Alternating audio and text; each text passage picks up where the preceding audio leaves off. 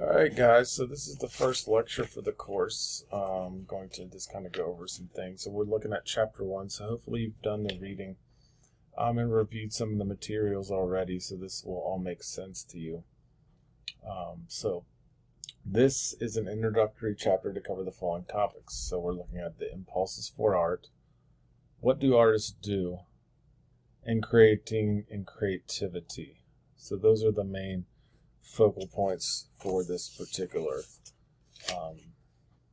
lecture. And so bear with me because I have some extra things here, but every lecture will kind of go down through and discover some of the information in the book in more depth. This particular piece is by Brancusi. So if you're not familiar with Brancusi, he's basically a sculptor. And you can see all these things in this photograph are his, right? So some of the things you will look at these are just real simple forms, right?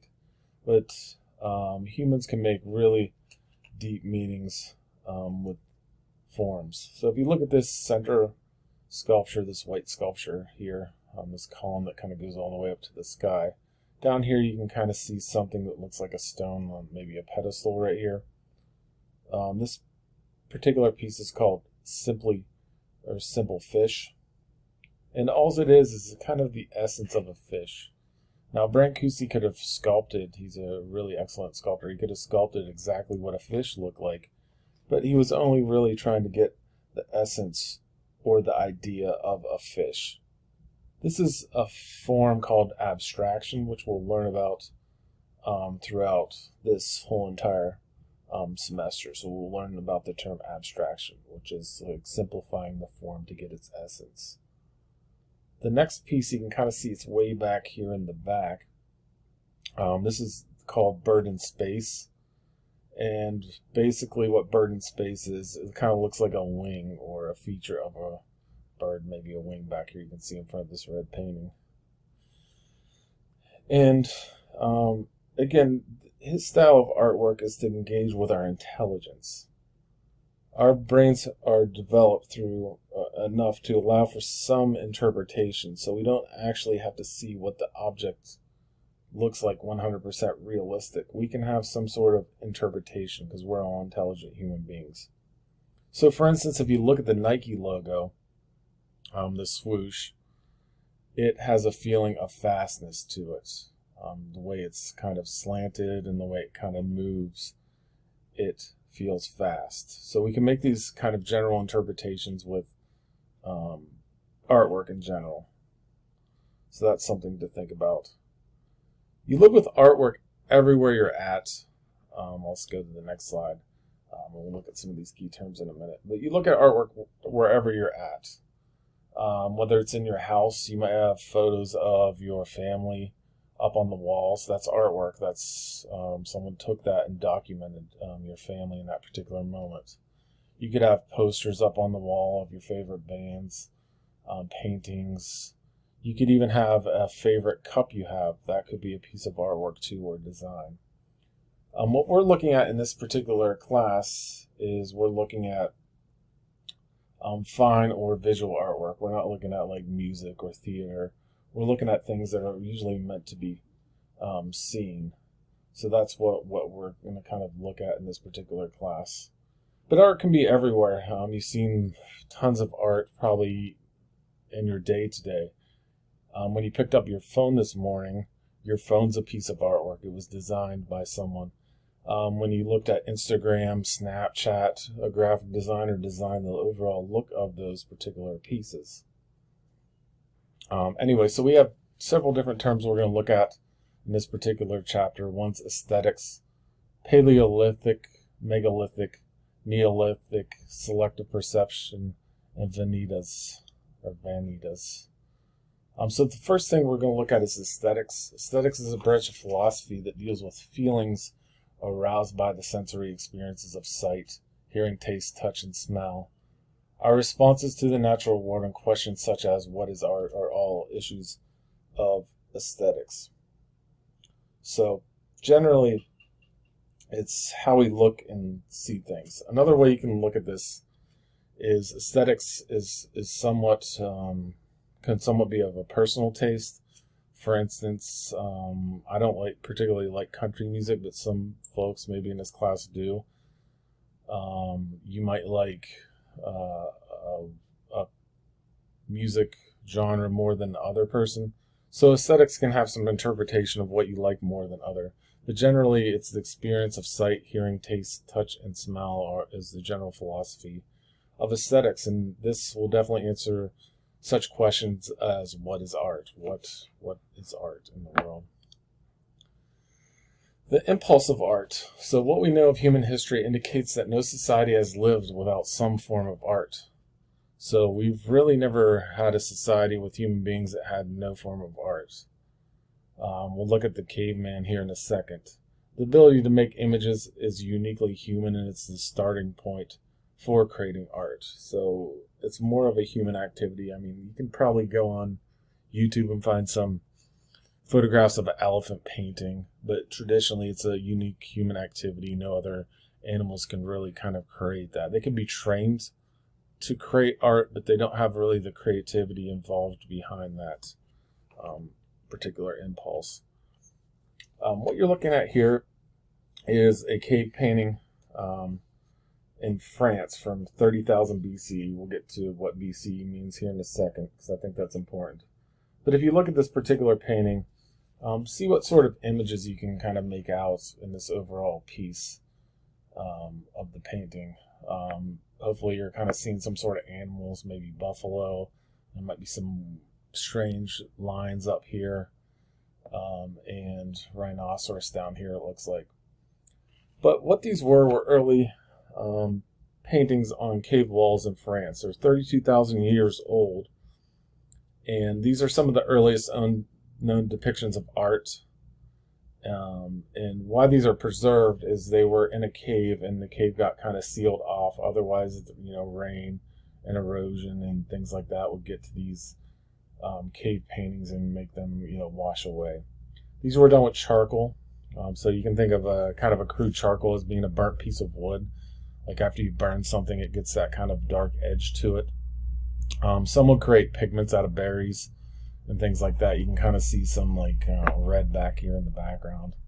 Other ways that they would make this artwork is they would scratch into the wall. You can kind of see some scratches here and down here. So they would use like a rock or something hard and scratch into the wall. At this particular time, they didn't have too many tools. Tools would have just basically been made out of stone. You're not looking at like metal tools and things like that to etch into the wall.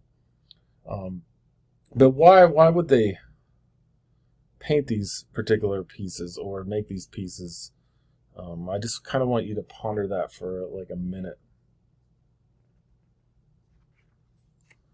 So there's three particular theories behind this. One theory is they simply just wanted to decorate the wall.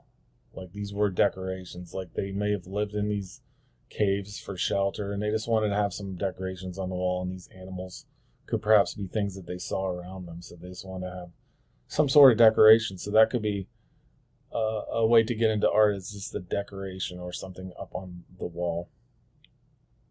The second thing is these could considered, some considered these cave paintings to be magic, and that this magic would then help the cave women or cavemen that are out hunting these animals, because they would need some of these animals for food. Don't think they would be hunting lions, but some buffalo and some of these other things that they would perhaps use for food. So they thought that these paintings were magical, and they gave them better understanding on how to hunt, or these animals would show more readily available to them. Or perhaps these, one other aspect of these is that maybe shaman put these paintings on the wall for ritual acts. So basically shaman are sort of religious figures. They have a connection between this life and the afterlife, and somehow maybe these were done as some sort of religious sacrament or something in that nature. You can think of a shaman as like maybe being the Dalai Lama or a contemporary Dalai Lama where, they have some sort of understanding about what happens in afterlife, yet they're still grounded in what is happening in the present. And lastly, these could perhaps have just been used for documentation. So they could have just documented maybe what they killed, or perhaps even documented a map in some instances on these cave paintings of where these animals were located. So they could have been early documentation.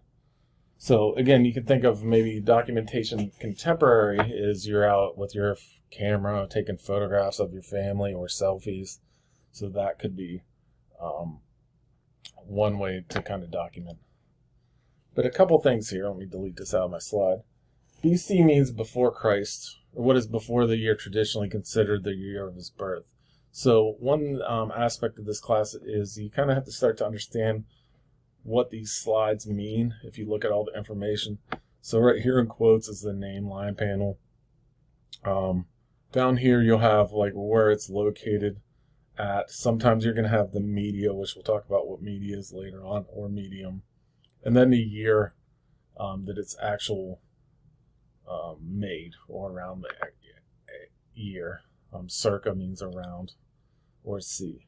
So BC means before Christ. So if you ever see that, a lot of English translation or English influence history books will have BC, meaning before Christ, or the year of his birth. BCE, on the other hand, I'm trying to delete this little thing here. The majority of people around the world are not Christian and don't like having to measure time by someone else's religion. So they call BCE, meaning before Common Era. So they don't, if you're Muslim or any other different religion like Native American, you may not want to have that connotation. So it's a little more open to society to use BCE, so before Common Era. So you might see that also. AD, Anno Domini, Year of Our Lord, is in Latin, has been replaced by CE, Common Era, for the same reason. So AD, the Year of Our Lord, you might see that also. CA or C is an abbreviation for circa, which we discussed. So if you look at this one, C right here, this little C down here, means basically it's around that particular period. They don't really know exactly when to date it. They can carbon date it within a series of maybe 100 years, but basically that means around that particular era. BC dates count down. So for example, 100 BC is further back than 10 BC. So before Common Era, 10 years before Common Era is newer than 100 years before Common Era. So at 0, they start counting down, if that makes sense. And CE dates count up. So for instance, 2013 is the past and 2017 is a future date. Well, these slides are a little bit old. So let's say 2022 is a future date. So think of it in that way. Or even if I have this class, several years from now, 2029 would be a future date. What century are we currently in? So think of that. The 21st century began on January 1st, 2001 and ends on 2100. So we're in the 21st century. So, think of centuries as, a period of about 100 years. And it usually starts on January 1st of 2001, which you would think it would be 2000, but it does start in 2001. So take that into consideration. The next thing we're going to look at, if you do have questions about anything, drop me a message and I can discuss this a little further. This is kind of my first go around of teaching here online at Central State. I've done it elsewhere, but definitely take that into consideration. So what we're looking at here is Stonehenge, and this is dated to recently about 2000 to 1500 BC. I've read 3000 also. These stone heights are about 13 foot and 6 inches, so almost like I'm rather large. I'm 6'5", so probably like close to 2 of me and larger. So about 2.5 human beings high. So